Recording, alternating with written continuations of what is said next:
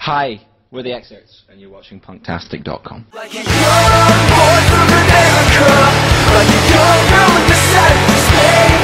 We all say we're true, so darling, prove to me you're telling the truth. Different. I mean, on the first record we were in Wales. We were in the countryside in Wales, and this time we went out to Long Island, New York. So, you know, that was a big difference right there. And on the first record, we all recorded in a room. It all, As opposed to outside. yeah. Well, no, we were all in the same room playing the songs, but this time it was all done separately, and it was a lot more layered, even though the record sounds a lot more raw and live, I think. So yeah, I don't really know the main differences, really. I guess that we had longer. You know, the first record was 10 mad days in Wales where it's just like, go, quickly. And we had 3 leisurely weeks, you know, where we started at like midday and finished at 10 every night. Didn't stay up late. A lot of Xbox. It was just really relaxed. It's weird because the album, the sound of the album, now it's finished and now it's all done and everything. It sounds like it's the sort of album where it's the writing and recording was quite hard and like a struggle and like turbulent time for you as a band. You say it was, you know, it was quite relaxing and everything while doing it. So. Yeah, no, it's a little odd actually. Interesting you say that, because no one else has picked up on kind of that sound. But I mean, yeah, I think it's a pretty dense sounding record, I think, and but yeah, it wasn't because of the way we were as a band. It wasn't because we were having a breakdown altogether. We can make it sound like that anyway, though. It sounds urgent, even though we were taking our time. So imagine if we were actually really rushed. You know? Yeah. How urgent would urgent? Yeah.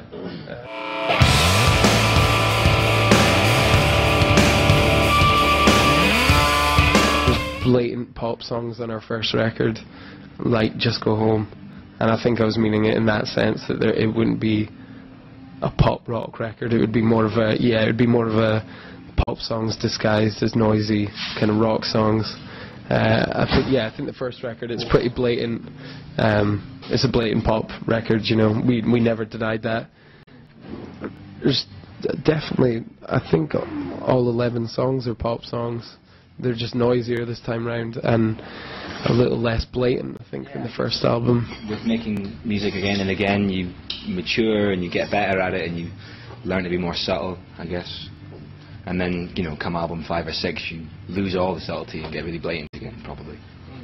Well, and the thing is as well, when we were writing the record, I think subconsciously we were taking into account that we were going to have to be playing these songs every night for another year, and if we had to do another kind of song like Just Go Home or something, I think we'd all lose our minds. Not to kind of disown that song, but it just got really stale. And yeah, I mean, it got stale quick. So yeah, and this time around we just wanted like a batch of songs that we would have fun playing live and could, you know, have a lot more room to kind of experiment with on stage, and it wouldn't matter if there was feedback in places where there shouldn't be feedback, because it would still feel right.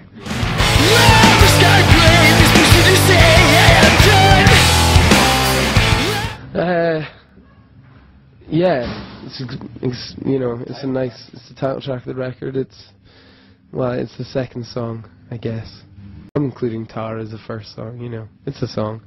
Yeah, Scatterbrain, I think, opens up the record pretty well. Kind of sets the theme up nicely. Defines the whole record, yeah. Yeah. It's probably the grungiest track on the album. Yeah. I remember when we first wrote that, we were like, that's pretty killer. And like had a good, I don't know, I find that track really, it's got a good groove to it for a rock song. For an extremely grungy song, it's got... Yours truly over here. So these two. It's me. These two. Well, him a bit, but yeah, you're welcome. I brought the riff, they brought the groove. Why did you choose to call the album title after that tune? Is it because, like you say, it sets the album up for kind of what's to come? Yeah, I mean, once all the lyrics were written, it kind of just made sense. I mean, we were pondering some other stuff, but never really had anything, and I think in the back of our minds, it was always going to be called Scatterbrain.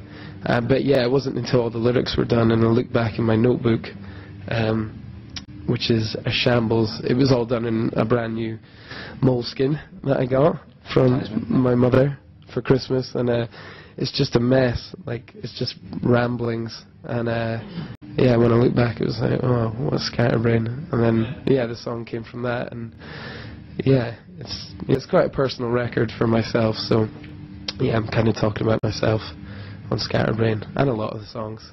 So yeah.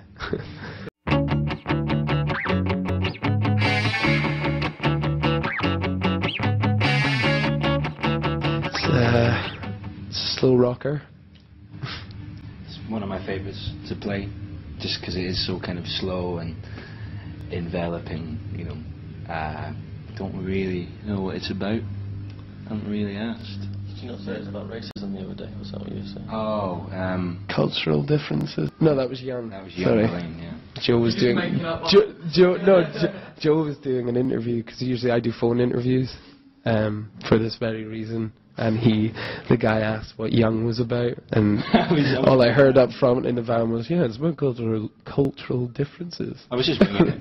Murray was in the back as well, and I was like, Young! Yeah, Young's about, sort of, you know, people, young people, not called Blaine exclusively, but like, yeah, young'uns, culture. I was just totally winging it.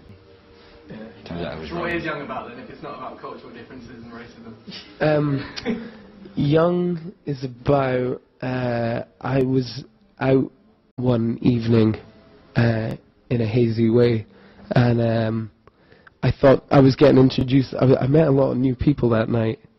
I was getting introduced to people a lot, and I remember thinking, I don't know if this makes any sense now that I'm sober, but it does. But I thought it was quite a funny idea, that thought that when you meet someone new that you know you might never meet again, that for the first 5 minutes you meet them, you can be anyone you want, like absolutely anyone, and you know, just put on an act for the first 5 minutes, and they go away thinking, you know. I've seen you do that quite a lot as well. Yeah, it's funny. It's like, yeah, you can be anyone, and that, I mean, it's a pretty strange concept, I think, that meeting a stranger, yeah, you can be someone else.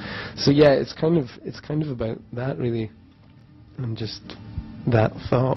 Like a young boy from America, like a young girl in the south of Spain. We all say we're true, so darling, prove to me and tell the truth. I mean, how much input did you have in the whole sort of video shoot for that? Like, who came up with the idea of the whole kind of concept with it, and what was your sort of reaction when you first heard about it, and how do you think it came out? It was Joey, or the guy that directed the Slacker Pop video, and I think he came up. Oh no, well, we all kind of. It was kind of like he came up with an idea, and we kind of all sort of got together and moulded this idea into something that we thought would work and was a little bit dark in contrast to how poppy the song was. And then we all wanted a video where we weren't playing in it, like performing in it. We've done that a lot of times before, so we wanted some kind of loose plot. And then we needed an act, so we happened to be friends with Jamie. He's a fan, and we asked him, and he was really happy to do it. Didn't ask us for any money, took time off, flew in from Ireland, and Cheers, Jamie. yeah, and thanks very much, mate, because it's the most popular video we've ever done.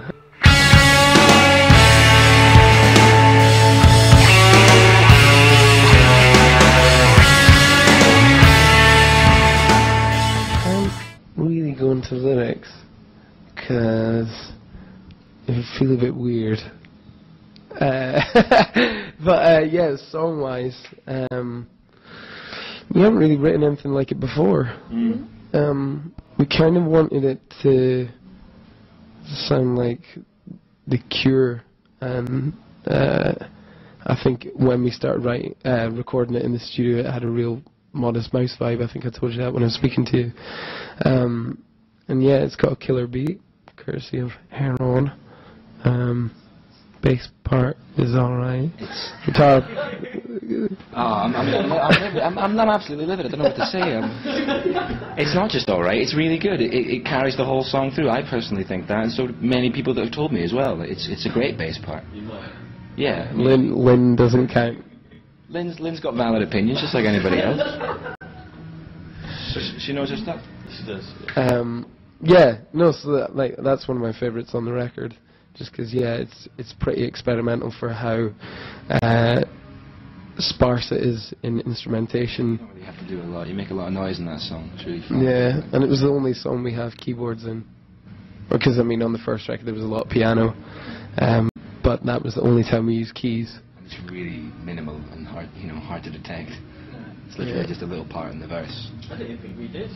Yeah. It stayed. Obviously, it was somewhere else there. I mean it's really subtle. There's a bit of distortion on it, but it's definitely there. And I think it's just a really nice song. I think like the lyrics go really nicely with the music. I think. Tell us. So. No. Hey, I'm fine with that. Just these guys that are mad. Yeah, you're pissed. Huh? You're pissed. Are we pissed? You don't know. You don't know what the song's about. No, go on. We can do it, and then if you don't want it, we can. It's too weird. I can't. I'm coming close to it though. Oh, is it? Make up something. I want to know now. We're just No. gonna silence until we do now. What's that film called? Antichrist. No. Is it about tea cakes? Bed knobs and broomsticks. Ah. What's that film called? Expecting that. It's because it's not about that at all. Mary Poppins did it. Yeah, it's about that film. Yeah. Because they go underwater on a bed, don't they? Yeah. And Dick Van Dyke's in it, right? Yeah, it's all about. Or is that, am I getting mixed up with Mary Poppins, or is he in both? He's both. Just for argument's sake, let's say Dick Van Dyke's. It is Dick Van Dyke. It's definitely Dick Van Dyke. It's Dick Van Dyke. He's in it, and it's about me holding his head underwater. Until So he Until he stopped struggling, and it was because he didn't make a third series of Diagnosis Murder. Oh, it's not Diagnosis Murder, is it? Yeah? It is Diagnosis. No. No, We didn't make 3 series, because we listened to all the theme tunes today, but... fourth series, Yeah. fourth. So I was pretty pissed about that, because it left me with Murder, She Wrote, which is beyond lame. Right. It's just a bad man's. Is she not in Bed Knobs and Broomsticks as well? Yeah. Jessica Fletcher, or whatever. It's all connected. He thinks he's the... Do you see what we did there? That's what it's about. Yeah. Essentially, he thinks he shoots is you holding Dick Van Dyke's head underwater with bed knots and broomsticks in there somewhere. Yeah, with Jessica Fletcher helping. That's what it's about, and so you can get carried away in the lustful sounds of me killing Dick Van Dyke.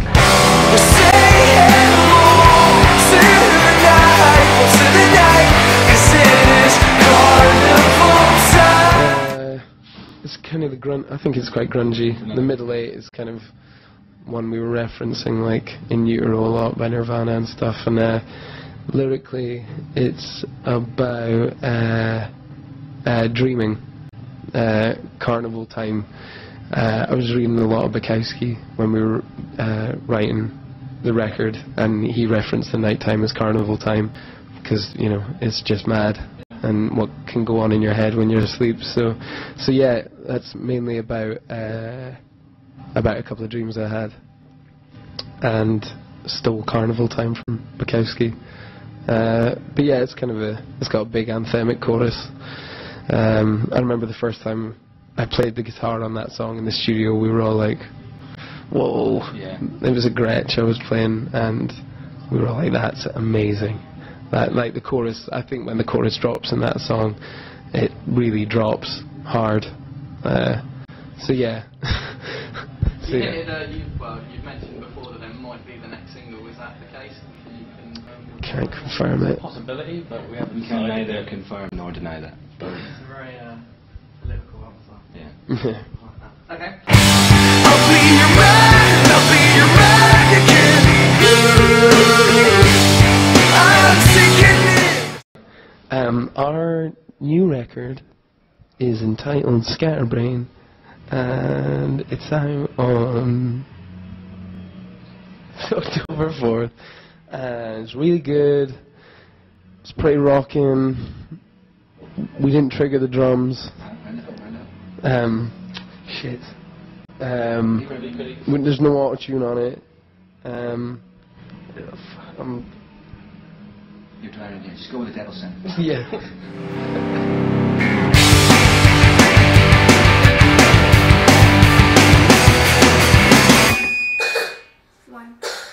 I keep saying Jamie Bolger, but it's not him. Oh, there's definitely not Jamie Bolger. Not to say that the video wouldn't have been 100% Jamie Bolger was in it, you know, no disrespect.